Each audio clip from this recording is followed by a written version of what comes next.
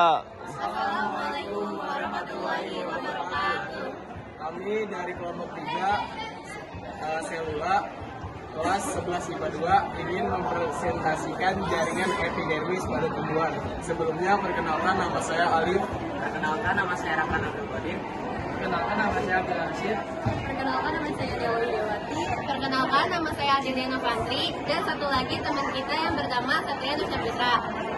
Selamat menonton, terima kasih. Sekarang saya akan menjelaskan pengertian dari jaringan epidermis. Jaringan epidermis adalah jaringan yang tersusun oleh lapisan sel-sel yang menutupi permukaan organ tumbuhan seperti akar, batang, daun, bunga, buah, dan biji. Di sini saya akan menjelaskan tentang derivat epidermis. Derivat epidermis adalah alat-alat tambahan yang berkembang dari sel-sel epidermis, tetapi memiliki struktur dan juga fungsi yang berlainan dengan epidermis itu sendiri. Macam-macam derivat epidermis itu ada 8. Yang pertama ada stomata, yang kedua ada trikoma, yang ketiga ada emergensia, yang keempat ada spina, yang kelima ada sel kipas, yang keenam ada sel capsid, yang ketujuh ada filamen, dan yang ke-8 ada litokis. Apakah kalian melihat rambutan? Di mana? Sekali lagi. Di mana? Ini keras. Di mana? Nah, pohon rambutan ini termasuk dari sel emergensia. Sel emergensia adalah tonjolan pada permukaan organ yang terbentuk di epidermis dan di bawah jaringan epidermis atau subepidermis. Jadi fungsi emergensia adalah sebagai proteksi atau perlindungan. Jadi letak emergensia pada di sini. Mana? Coba tunjukin. Situ. Ya. Oke.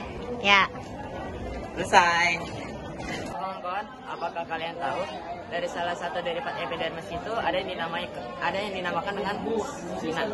Spina juga biasa disebut dengan duri. Spina itu adalah salah satu permukaan epidermis batang yang terbentuk dari jaringan stele di bawah korteks. Nah, ini adalah salah satu contoh dari spina atau duri, yaitu contoh pada bunga kertas. Ini durinya ada di sini. Ini ada duri dari spina.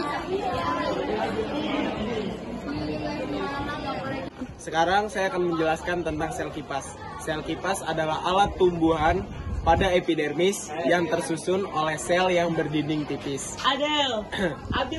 Sel kipas berbentuk seperti kipas dan berukuran lebih besar dibandingkan epidermis di sekitarnya. Fungsi sel kipas sendiri yaitu yang pertama adalah menyerap air, yang kedua penggulungan daun, dan yang ketiga mengurangi penguapan. Contoh tumbuhan sel kipas adalah serai. Nah, di sini kita bisa lihat serai. Nah, letak sel kipas di serai berada di bawah permukaan daun.